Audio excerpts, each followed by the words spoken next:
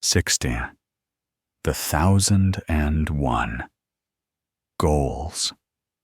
Many lands saw Zarathustra, and many peoples. Thus he discovered the good and bad of many peoples. No greater power did Zarathustra find on earth than good and bad. No people could live without first valuing. If a people will maintain itself, however, it must not value as its neighbor valueth. Much that passed for good with one people was regarded with scorn and contempt by another. Thus I found it. Much found I here called bad, which was there decked with purple honors. Never did the one neighbor understand the other. Ever did his soul marvel at his neighbor's delusion and wickedness. A table of excellencies hangeth over every people. Lo, it is the table of their triumphs. Lo, it is the voice of their will to power. It is laudable what they think hard. What is indispensable and hard they call good. And what relieveth in the direst distress, the unique and hardest of all, they extol as holy. Whatever maketh them rule and conquer and shine, to the dismay and envy of their neighbors, they regard as the high and foremost thing, the test and the meaning of all else. Verily, my brother, if thou knewest but a people's need, its land, its sky, and its neighbor, then wouldst thou divine the law of its surmountings, and why it climbeth up that ladder to its hope. Always shalt thou be the foremost and prominent above others. No one shall thy jealous soul love except a friend. That made the soul of a Greek thrill.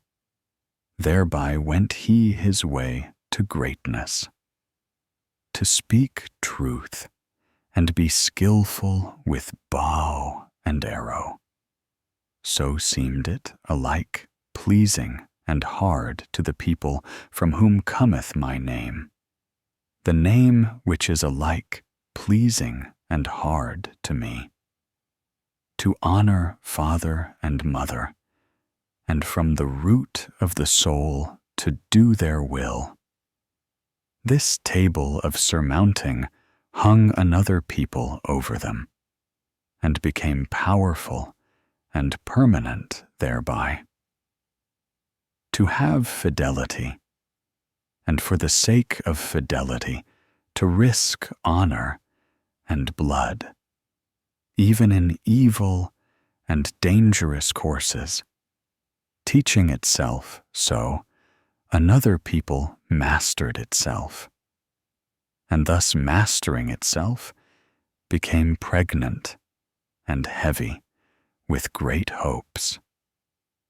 Verily, men have given unto themselves all their good and bad.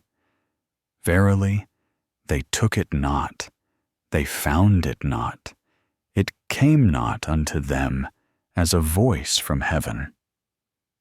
Values did man only assign to things in order to maintain himself. He created only the significance of things, a human significance. Therefore, calleth he himself man, that is, the valuator. Valuing is creating. Hear it, ye creating ones. Valuation itself is the treasure and jewel of the valued things. Through valuation only is their value, and without valuation, the nut of existence would be hollow. Hear it, ye creating ones. Change of values, that is, change of the creating ones. Always doth he destroy who hath to be a creator.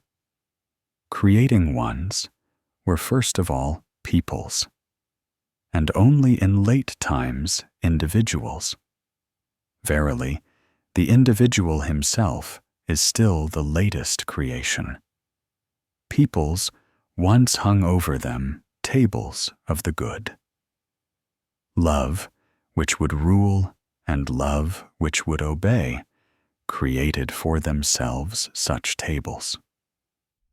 Older is the pleasure in the herd than the pleasure in the ego, and as long as the good conscience is for the herd, the bad conscience only saith, ego.